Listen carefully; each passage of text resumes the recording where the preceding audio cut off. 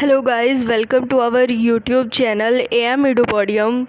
So today we start our remaining part 2 of chapter Nationalism in Europe. इससे पहले अगर first part 1 आपने नहीं देखा है वो अपलोड हो चुका है, नहीं देखा है तो उसका लिंक आपको डिस्क्रिप्शन में मिल जाएगा, आप देख लेना. So today we start hunger, hardship and popular revolt. भूखमरी, कठिनाई और प्रसिद्ध विद्रोह के बारे में हम पढ़ेंगे. During the first half of the 19th century there was an enormous increase in the population all over Europe. 19वीं शताब्दी के दौरान पहली हाफ में वहाँ पर बहुत ज़्यादा बढ़त हुई जनसंख्या में पूरे यूरोप में. People from rural areas migrated to the cities for employment. ग्रामीण क्षेत्रों से लोग बाग शहरी क्षेत्रों की तरफ जा रहे थे रोज़गार के लिए. In town small producers had to face stiff competition from imports of machine made goods from England. कस्बों में छोटे छोटे जो उद्योगकर्ता थे उनको बहुत मुश्किल प्रतियोगिता सहनी पड़ रही थी. किस लिए? कि अपना सामान जो है वो निर्यात नहीं कर पा रहे थे इंग्लैंड में, जो अपना माल बनाया था उन्होंने. This was done particularly in textile industry also. Same यही टेक्सटाइल इंडस्ट्रीज में भी हो रहा था. In those region where aristocracy still enjoyed power. कुछ उन क्षेत्रों में जहाँ पर निरंकुशता अभी भी अपनी सत्ता को एंजॉय कर रही थी. Peasants groaned under the burden of feudal dues and obligations. वहाँ पर अभी भी किसान जो है वो अपने जागीरदारी प्रथा के अंतर्गत और उनकी जो भी कर्तव्य थे, जो कर उनको चुकाने थे, उसका बर्डन की वजह से वो अभी भी करहा रहे थे. In 1848 food shortages and widespread unemployment brought the population of Paris out on the roads. 1848 में जो खाने की कमी हुई और बहुत ज़्यादा बेरोज़गारी फैल गई, इसकी वजह से जो पेरिस के लोग थे, पेरिस की जो जनसंख्या थी वो सड़क पर आ चुकी थी. These hardships faced by the common people United them and inspired the feeling of nationalism in them.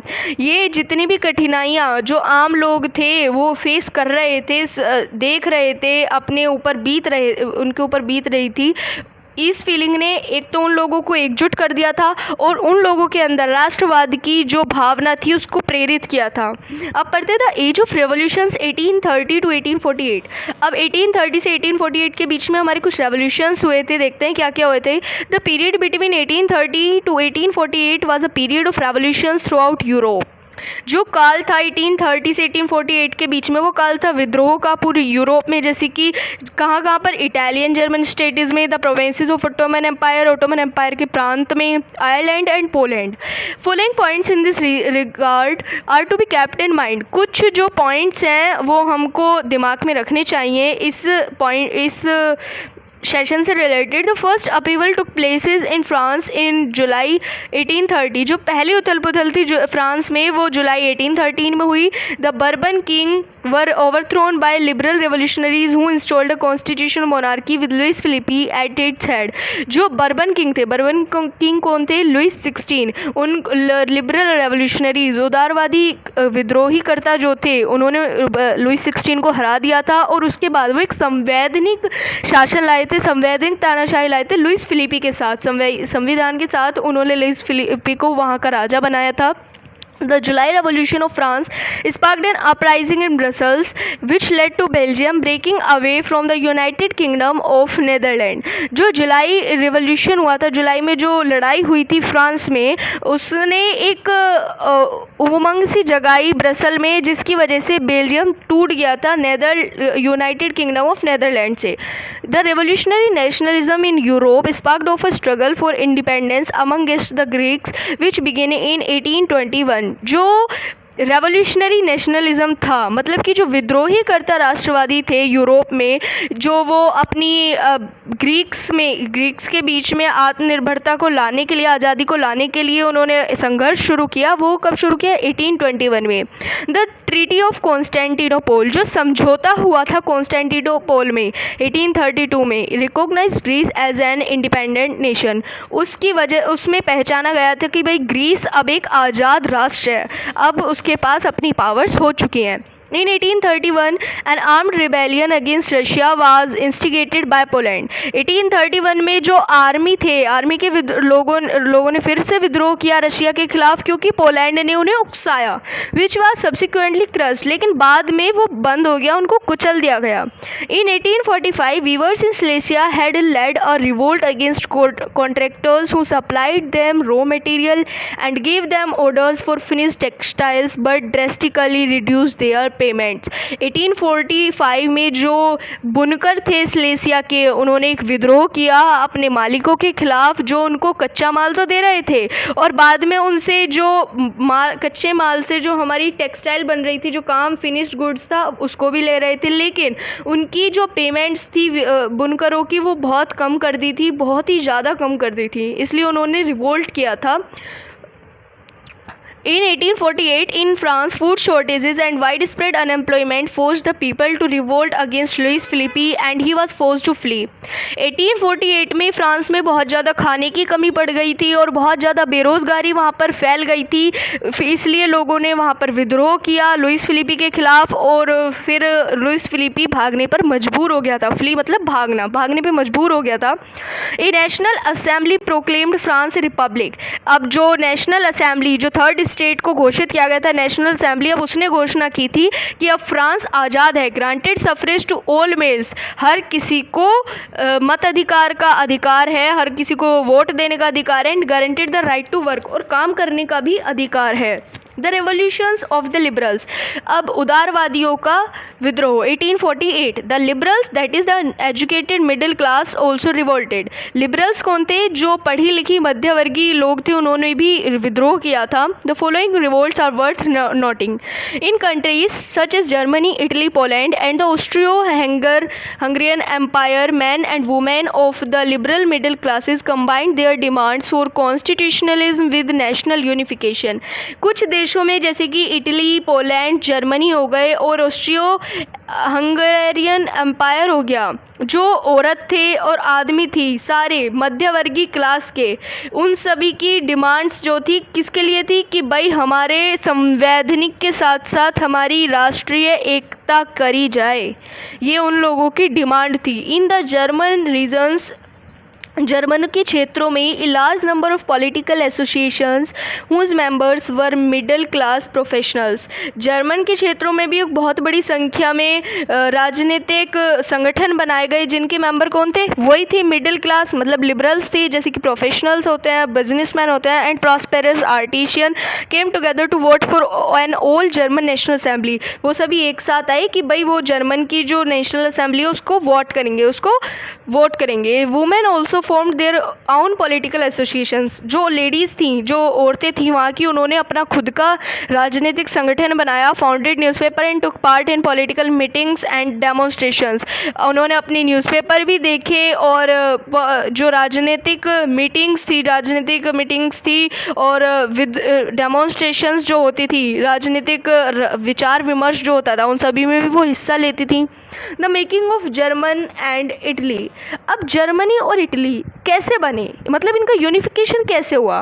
The revolutionaries were instrumental in the making of nation states of Germany and Italy as is discussed ahead. जो विद्रोही थे, जो instrument से अपने अंदर या फिर बाहर वाले लोगों के अंदर राष्ट्रवाद की भावना को जगाने का विश्वास रखते थे, उन्होंने जर्मनी और इटली स्टेट्स को बनाया. जैसे कि आगे दिया गया आपको, Germany can the army be the architect theme of a nation. Middle class tried to unite Germany but was repressed by the monarchy and the military with the support of land owning class called Junkers. जो मध्यवर्गीय लोग थे, उन्होंने बहुत कोशिश की Germany को एकजुट करने की, लेकिन वो बार बार दब जाते थे, स्तंभित हो जाते थे तानाशाही शासन से. And the military with the support of, लेकिन मिलिट्री किसके समर्थन में थी? लैंड ओनिंग क्लास, जिनके पास अपनी ज़मीन थी, उनको बोलते हैं जंकर्स. ये याद रखना है आपको, ये इंपॉर्टेंट पॉइंट है कि जंकर्स कौन है? जिनके पास अपनी खुद की ज़मीन होती थी.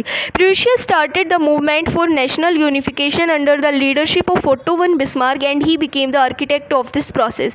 जो प्रोएशिया है उसने शुरू किया, एक आंदोलन शुरू किया राष्ट्रवादी एकता को लाने के लिए, किसकी लीडरशिप में, लीडरशिप में ऑट्टो वन बिस्मार्क की, and he became the architect of this process, और वही इस प्रक्रिया का इंजीनियर बना, उसने ही, इसके वजह से ही जर्मनी जो है वो यूनिफाइड हुई. Prussia fought 3 wars for over 7 years with Austria, Denmark and France remained victorious and completed German unification. Prussia ने लड़े 3 युद्ध 7 साल तक के लिए, किसके साथ? ऑस्ट्रिया के साथ, डेनमार्क के साथ, फ्रांस के साथ और बाकी बचे हुए विजयी देशों के साथ, और फिर उन्होंने अपनी जर्मन की यूनिफिकेशन थी उसको कंप्लीट किया. Prussian king William one because the emperor of united Germany in January 1871.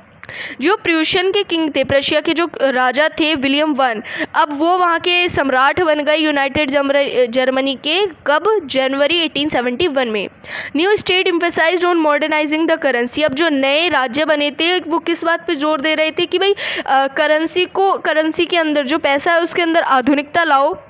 Banking, legal and judicial system of Germany, जितने भी वैध कार्य हैं, जितने भी बैंक से रिलेटेड कार्य हैं, उन सभी के अंदर आधुनिकता लाओ, कुछ आधुनिक बनाओ उनको. Unification of Italy. अब इटली कैसे बना? Italy was politically fragmented into several dynastic state. Italy जो है वो पहले से ही राजनीतिक रूप से बटा हुआ था, डिवाइडेड था बहुत सारे वंशवादी राज्यों में. आउट ऑफ द 7 स्टेट, इन 7 स्टेटों में से Sardinia Piedmont was ruled by an Italian princely house. सातों में से सर्देनिया पाइडमोंट एक था, और जिसके ऊपर कौन शासन करता था? Italian princely house. North Italy was under Austrian Habsburg. The centre was ruled by the pope and the south Italy was under the Bourbon kings of Spain. जो नॉर्थ इटली थी वो किसके अंतर्गत थी? ऑस्ट्रियन हैब्सबर्ग के अंतर्गत थी. The centre was ruled by the pope. जो केंद्र था उस पर कौन शासन करता था? Pope. And the south Italy was under the Bourbon kings of Spain. और जो साउथ इटली थी वो किसके अंडर थी? Bourbon kings of Spain. Mazzini put together a programme for a unitary Italian republic and also formed a secret society called Young Italy. Mazzini जो है वो एक साथ आए और उन्होंने इटली की आज़ादी के लिए एक प्रोग्राम रखा, और उन्होंने कुछ सीक्रेट सोसाइटीज़ भी बनाई. यंग इटली, जिनको बोलते हैं यंग इटली, इन 2 सीक्रेट सोसाइटीज़ का नाम आपको याद रखना है, Young Italy in Marseilles and Young Europe in Berne. But the efforts of Mazzini in 1848 fail. लेकिन जितने भी प्रयास थे मैज़ेनी के 1848 में वो फेल हो गए थे, वो सक्सेस नहीं हुए थे. Chief minister Cavour through a diplomatic alliance with France defeated Austria in 1859. जो मुख्यमंत्री कैवोर थे एक कूटनीति संबंध के साथ, एक कूटनीतिक जोड़ के साथ आए फ्रांस के साथ, और उन्होंने ऑस्ट्रिया को हरा दिया था 1859 में. The responsibility of united Italy was given to the king Victor Emmanuel second. जो जिम्मेदारी थी यूनाइटेड इटली की वो किसको दी गई? किंग विक्टर इमैनुअल सेकेंड को. कब दी गई? 1861 में. Who was proclaimed king of united Italy, जिनको घोषित कर दिया गया था कि अब ये इटली के राजा हैं.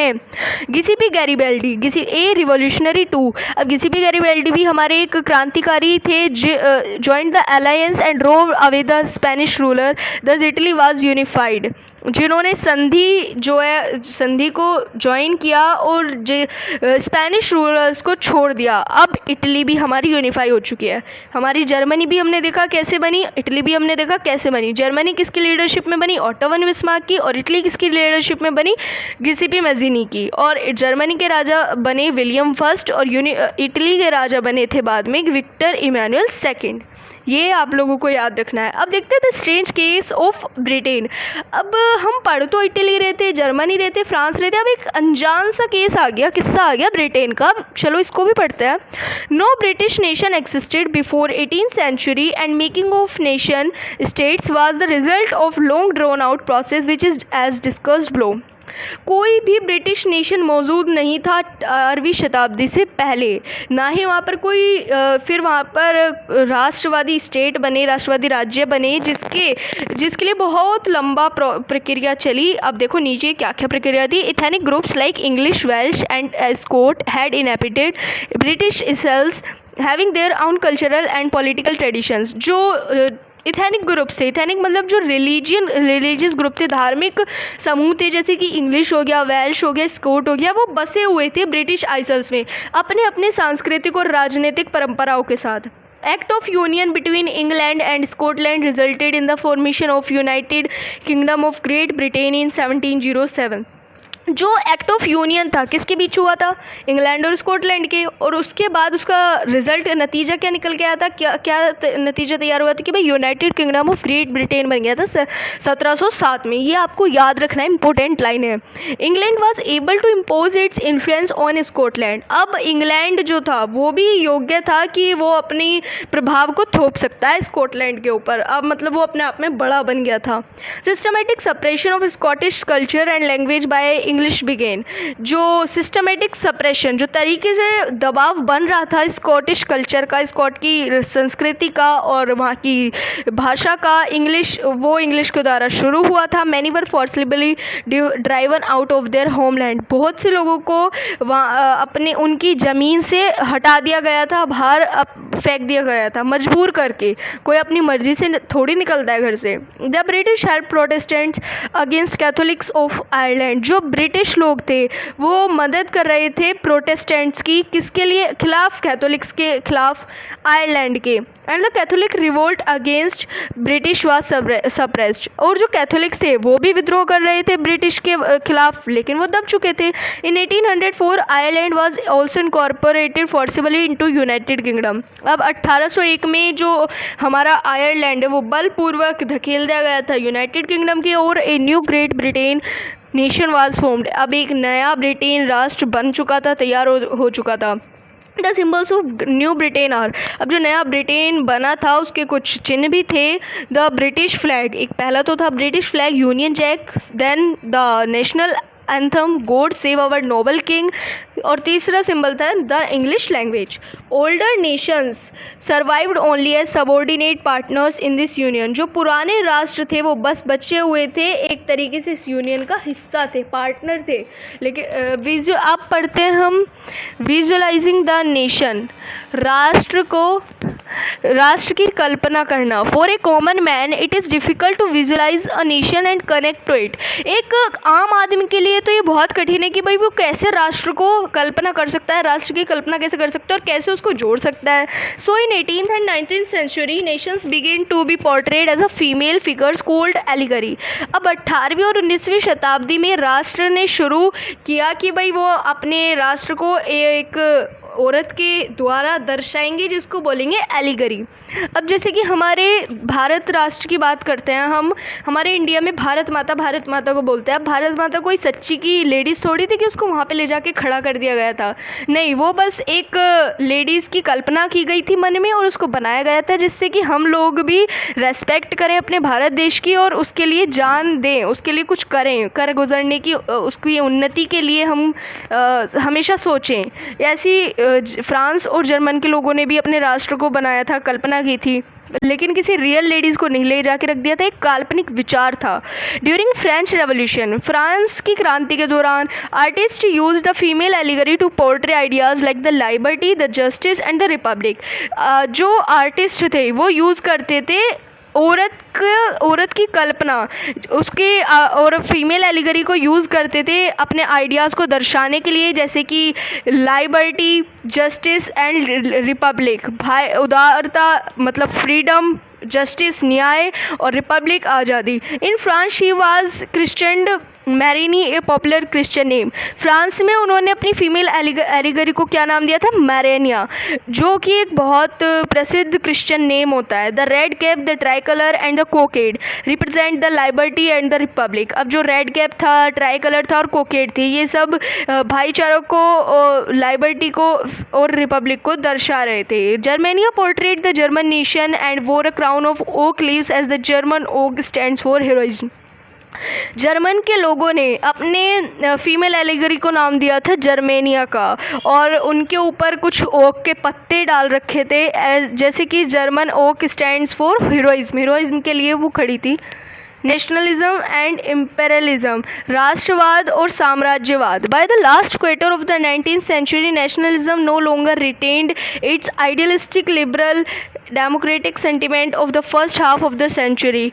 19वीं शताब्दी के जो लास्ट हिस्सा था, जो 19वीं शताब्दी का लास्ट क्वार्टर था, उसमें तब तक राष्ट्रवाद तो बरकरार नहीं रह सकता था, क्योंकि उसकी खुद की भी एक आइडियलिस्टिक लिबरल डेमोक्रेटिक सेंटिमेंट, मतलब उदारवादी लोकतांत्रिक भावना थी पहली आधी शताब्दी में तो, but became a narrow creed with limited ends.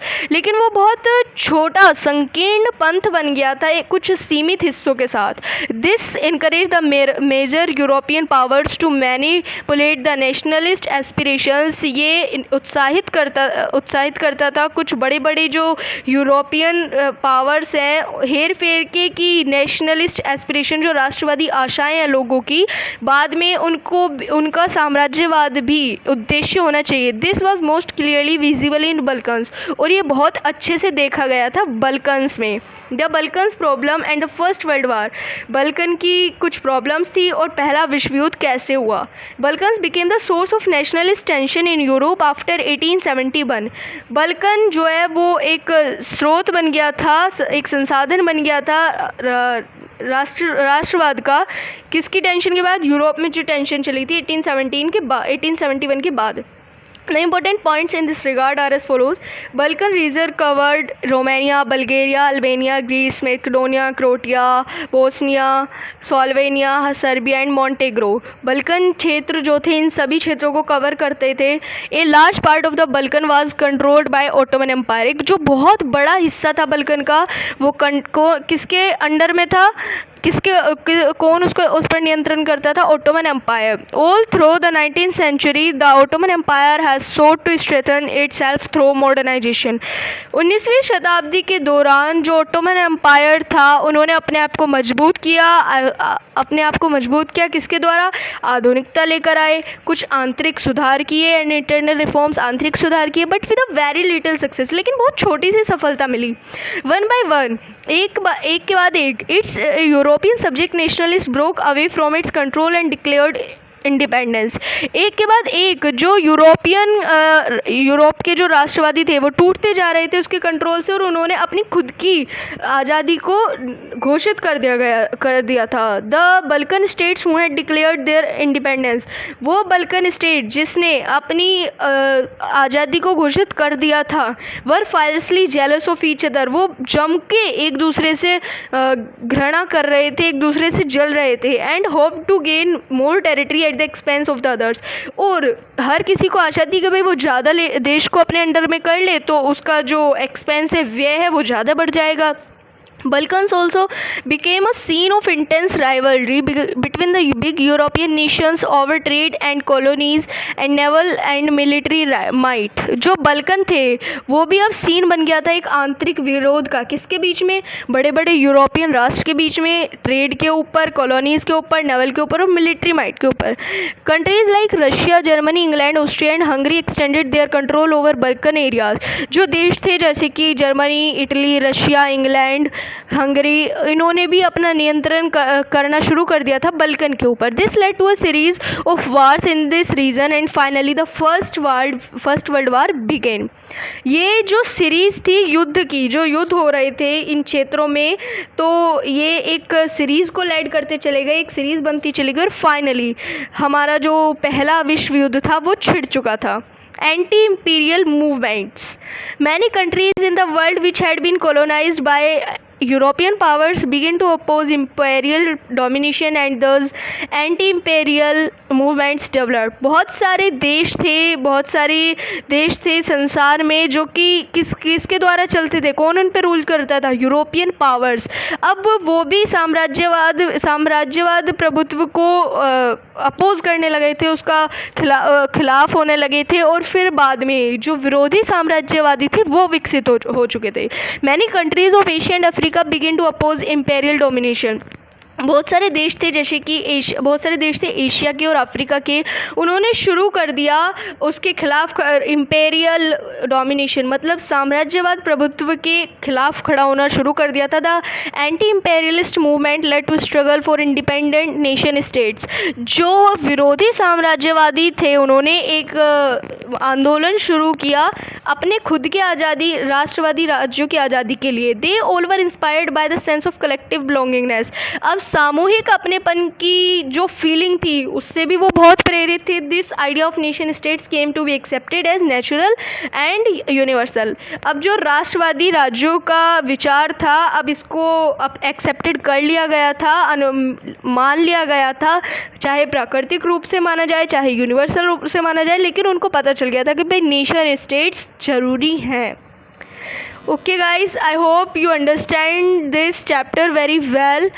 अब नेक्स्ट वीडियो में मिलते हैं एक नए चैप्टर के साथ। सो अगर वीडियो पसंद आई हो तो लाइक कमेंट एंड सब्सक्राइब करना मत भूलिएगा। बाय।